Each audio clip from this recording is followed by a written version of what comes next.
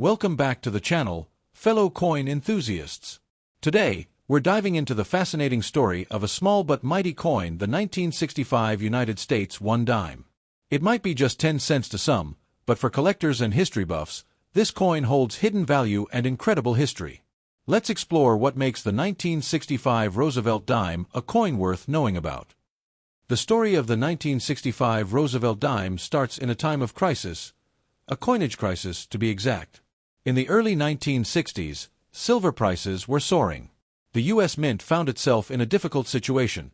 The silver content in dimes, quarters, and half dollars was becoming more valuable than the coins themselves. People began hoarding coins for their silver, and circulation dropped dramatically.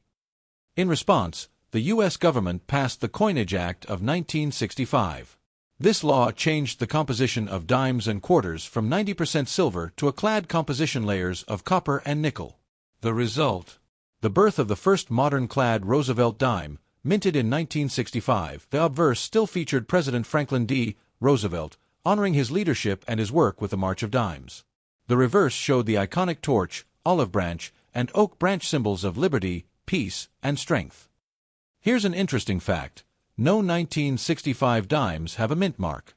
That's right, all 1965 dimes were produced at the Philadelphia Mint, which didn't use a mint mark at that time. This was done intentionally to discourage hoarding and confusion among the public during the transition from silver to clad coinage. In total, over 1.6 billion 1965 dimes were struck. That's one of the highest mintages for any dime at the time. So while it may be common, it also represents a significant shift in American coin history. Condition is everything in the world of coin collecting. The majority of 1965 dimes are found in circulated condition, worn, scratched, and dull from decades of use. These typically aren't worth more than face value. But if you come across a 1965 dime in brilliant uncirculated condition, especially one with sharp details and full bands on the torch, known as full torch or full bands, the value can increase significantly. These are rarer and highly prized by collectors. So, how much is a 1965 dime really worth today? Well, in circulated condition, it's still just worth about 10 cents. But in mint state grades, MS60 to MS67, the value can range from $1 to over $100, depending on strike quality. In fact, one 1965 dime graded MS68 with full bands has sold at auction for over $1,000. So yes, that tiny coin in your pocket change could potentially be a small treasure, if it's in top shape. Now here's where things get really exciting. 1965 dime errors. Due to the chaotic minting transition, a few dimes were mistakenly struck on 90% silver planchets left over from 1964. These are extremely rare and can sell for thousands of dollars. If you think you have one, check the coin's weight. A standard 1965 clad dime weighs 2.27 grams, while a silver planchet dime weighs 2.5 grams. A simple scale and a little luck might lead you to a rare and valuable discovery. The 1965 Roosevelt dime may seem ordinary at first glance, but it holds a powerful story of economic change, political action, and hidden value. Whether you're a serious numismatist or just checking your spare change, this little coin proves that history is always closer than you think. When it comes to the 1965 Roosevelt dime, condition is everything. It's the deciding factor between a regular coin worth 10 cents and a collectible worth hundreds of dollars. Most of the 1965 dimes you'll find in your pocket change or old jars are in circulated condition. That means the coin has been used in everyday transactions for decades.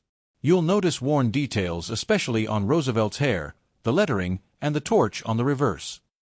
Circulated 1965 dimes usually hold only face value, unless there's an error or unusual variety.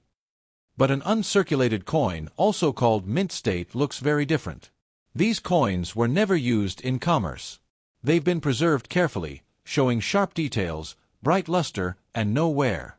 Grading services like PCGS or NGC grade these on a scale from MS60 to MS70. If the dime has full bands on the torch, meaning the horizontal lines on the torch are fully visible and separated, its value increases significantly. These are known as full torch or full bands dimes, and they're highly prized among collectors.